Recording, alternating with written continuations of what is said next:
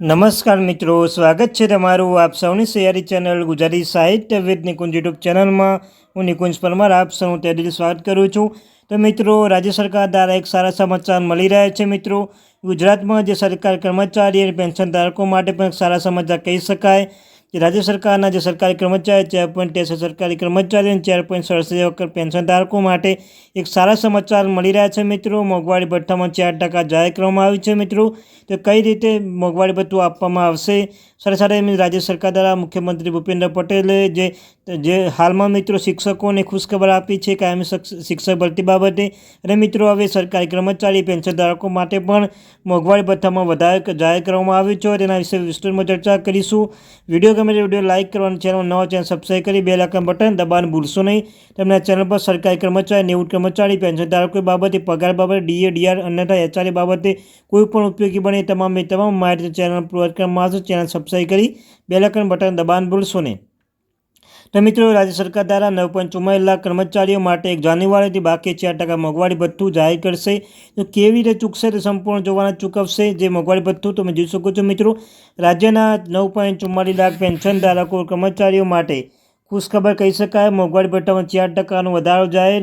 6 માસની તફાવતની રકમ હપ્તામાં ચૂકવાશે.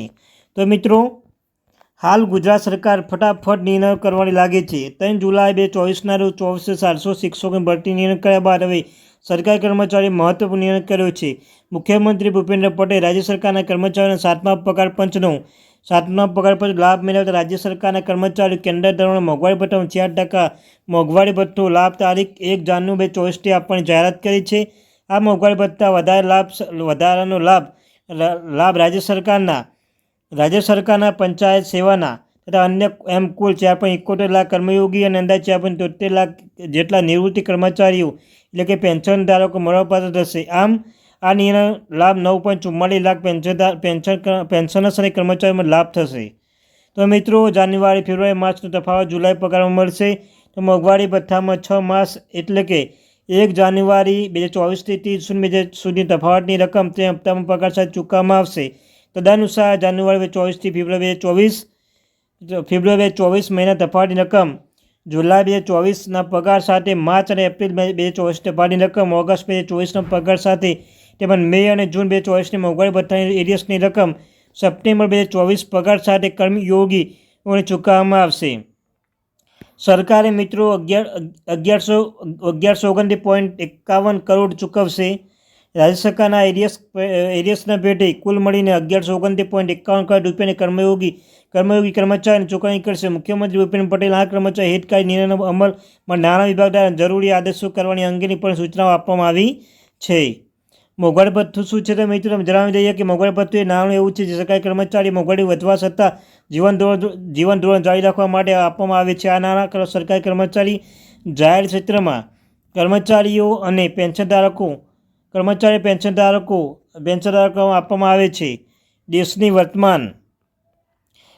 વર્તમાન મોંઘવારી પ્રમાણે 6 મહિના તેની ગણતરી કરવામાં આવે છે. આ સંબંધિત પગાર ધોરણ આધારે કર્મચારીઓના મૂળ પગાર અનુસાર ગણવામાં આવે છે.